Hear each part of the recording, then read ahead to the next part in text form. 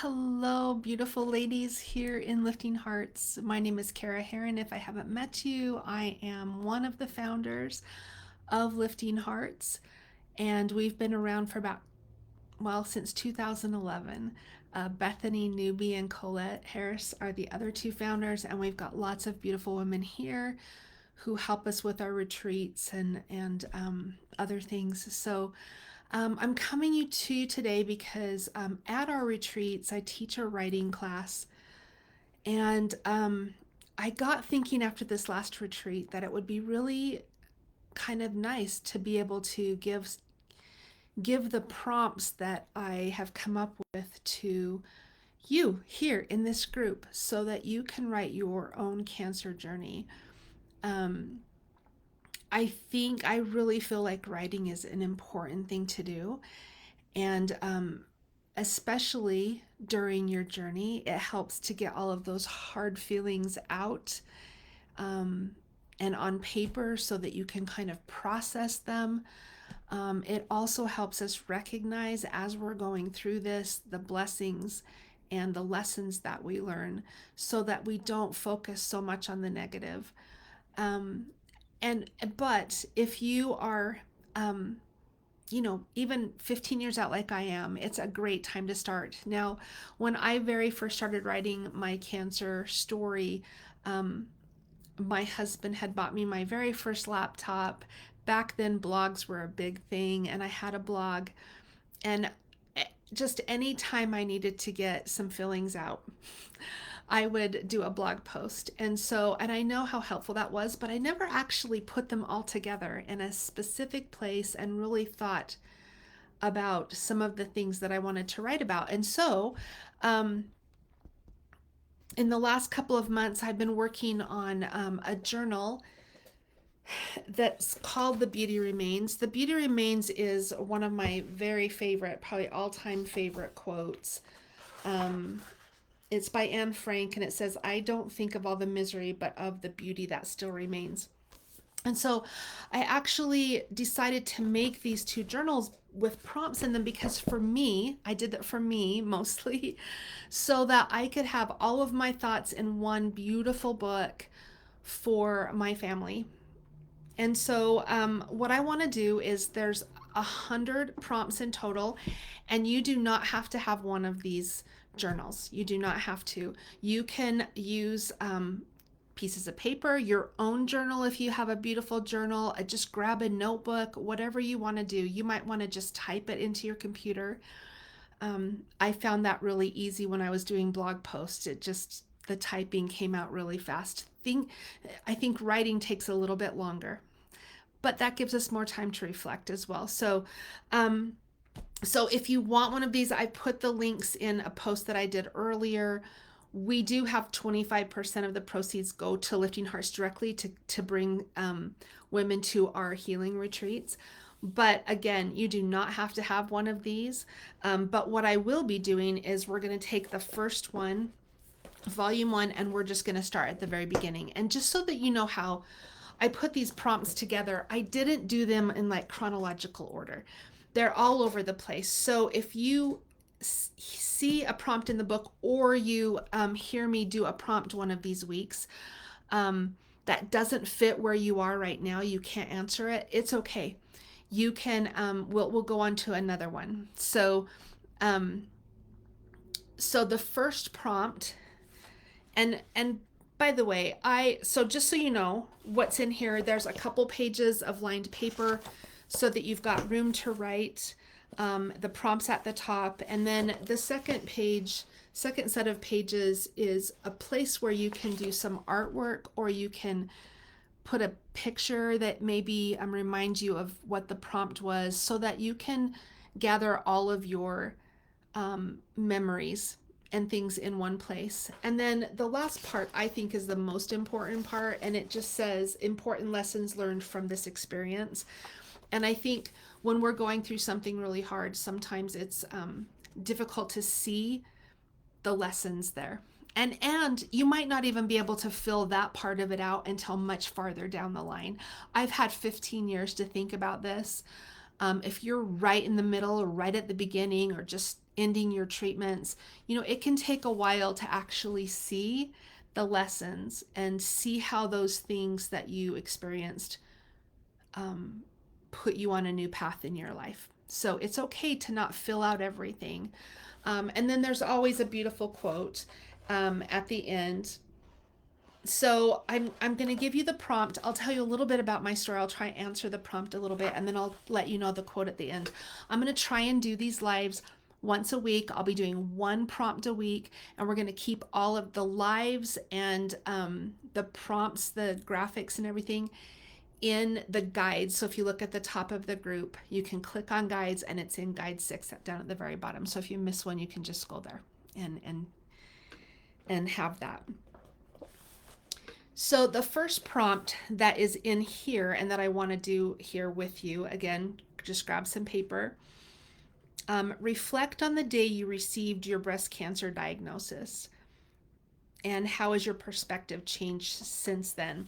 So obviously, a lot of things happened before my breast cancer diagnosis. As you guys know, there's a reason that you go in, you have tests or whatever.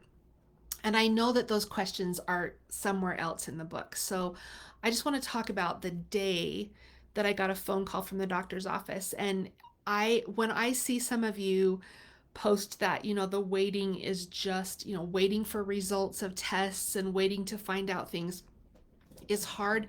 I'm right there with you guys. I know exactly how you feel.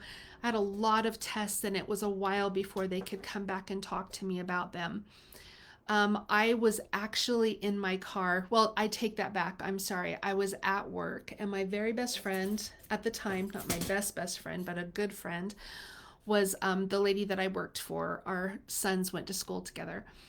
And I was working as her office manager, and she was just leaving. She knew I had had some tests. She was just leaving the office, and the phone rang, and I picked it up, and she turned back around, and I said, "It's my doctor." And she closed the door and came in and sat down, which I was really grateful for because I didn't really want to hear this myself. And actually, to be honest with you, I really thought it was going to be negative. Like I did, I hadn't wrapped my whole head around I could have breast cancer because it wasn't even a thing that I'd ever even thought about before. I'm sure some of you can relate. And so I sat and listened, and by the way, this lady who I was sitting with, her mother had died from breast cancer. And so it meant a lot to me that she would sit there with me to hear the news. But the words that I was not expecting were, you have two kinds of breast cancer. And I thought, wait a minute, what? What? I didn't know there were different kinds. I didn't know anything. And to know that I had two kinds was hard. And they told me about it. They told me a little bit about I had DCIS, which is non-invasive. Some doctors even say it's like pre-cancer. You catch it soon enough, you cut it out, everything's fine. But they had found an invasive tumor, and what followed were a lot more surgeries and stuff. But they had found an invasive tumor. And so that changed the story right there. That meant that I didn't just have to have a small surgery, lumpectomy. I had to have the works. And so it was hard. It was really hard. And I know that you guys can relate. I remember leaving and thinking, okay, I've got to call. Like I had a nail appointment. Of all the stupid things. I don't know. Did you guys ever put in the comments if you guys were like, well, I just have to go on with my life because I don't it wasn't sinking in yet. So I'm on my way to my nail appointment, and I call my husband, and we had both been like, there's no way. What? And so when I told him, I just heard from the doctor I do have breast cancer, and he said, I'll never forget, you do not. And I don't know if he was thinking that I was joking or what, but I said, no, I actually do. And he goes, who told you that? 15 years later, I still remember those words from him. And at the time, it made me mad. But I can look back now and go, he was in such disbelief, like it was like being ambushed almost, you know? And so I said, yeah, I actually have two kinds and I don't know anything about it. We need to go talk to the doctor. I don't know what this means. And again, this had been after several different tests and surgeries and stuff. Um, so at that point, we were kind of already started into the whole thing. We just hadn't had our final answer. Um, so he said, well, what are you going to do? Do you want me to come home from work? Like, what are you going to do? And I said, I'm going to go get my nails done. And he was like, what? I said, well, what am I supposed to do? Like, I'm not going to sit home and cry. No, I can't do that. And so then I called my mom, and my mom was so upbeat about everything. We are going to beat this. It's going to be okay. I'm right there by you. I'm going to come with you. Like, everything's going to be fine. And then I called my sister and she cried, and it was, it was a little bit of shock to everyone. But here's the part I don't ever want to forget. And this is the reason to write this down if you have memories like this. I don't ever want to forget that I found out a couple years later, like after I was through with all of the chemo and all of the mastectomy and all that stuff, that when I called my mom and told her, and she was so upbeat that she had hung up the phone and basically collapsed into like a fetal position. And I just thought, I I am so grateful to her for, I don't know, not doing that in front of me, even though I knew she was worried about me. It just would have, that would have, I would have had a hard time, a harder time if I would have known how she was feeling about things too. Not that we can't have our feelings come out and we can't talk about them, but that would have been really hard for me to hear about my mom. She was rock solid through the whole thing. She was my chemo partner. She was amazing. But just to know that it affected her so deeply that she could hardly function, um, that was really, that was something special to me, I guess. And I don't want to forget that, which is the reason I do want to write that down. Um, so that was the day that I found out. I went and had my nails done, and I said, I just found out I have breast cancer. It was the weirdest, most bizarre, like surreal thing that first day. Like, it was very hard to grasp. And I'm sure you guys feel like that as well. And so I should have already written all of that down and I didn't, but I will be writing it down because I don't ever want to forget it.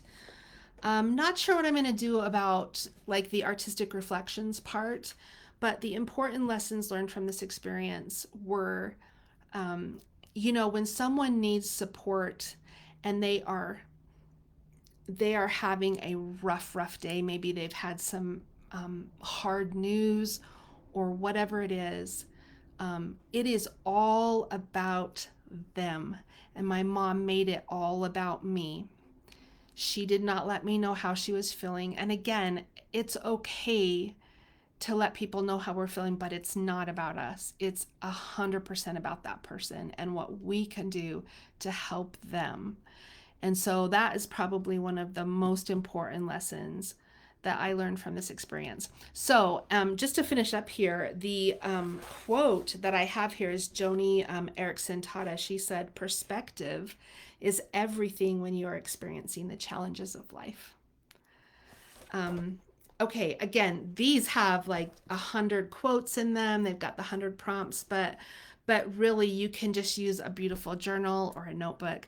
I'm so excited to experience this with you guys. And what I'd love is, if you guys want to share your um, part of what you write for this prompt, we would love to hear that as well. That would be wonderful. So, later on in the week, I know it's a holiday week right now, and I haven't quite exactly decided how I want to do this.